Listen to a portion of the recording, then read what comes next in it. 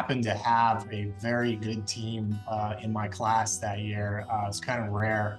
Honestly, we should have won the state title, but we got upset in the regional finals. It was in the Concord district, which has a lot of the big athletic schools. I think TJ's in something else now, but it was like Chantilly and Centerville and a lot of the really big schools, and to be able to beat them meant a lot to us. When you recruited to play in the Ivy League, they basically kind of help you get in a little bit. So I'm not sure I would have been admitted. I just kind of applied cold, but I was a relatively strong applicant for an recruited athlete. So I think I got in pretty smoothly once those two things kind of joined forces. And when Moneyball came out in 2003, the big innovation in baseball was basically using statistics.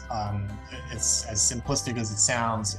So we have guys that look, we're trying to see which markers are predictive of future success.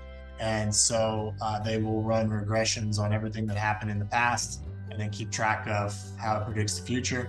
A lot of radar-based tracking technologies that were developed for the golf world started to be commodified for baseball use.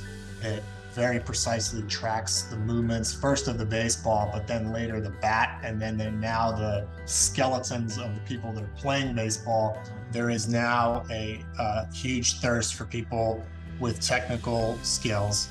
And speaking to Jefferson students that probably have a lot of talent and skills and inclination in this area. I'm very proud to have gone there. I know it's the best high school in the country. I wish we had that fancy building that you've got behind you right now. Just the stimulation that you get from being around so many bright kids everywhere you look.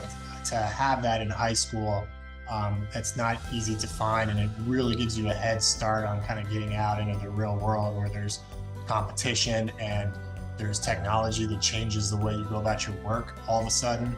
And I think that TJ prepares you for that as much as anywhere in high school.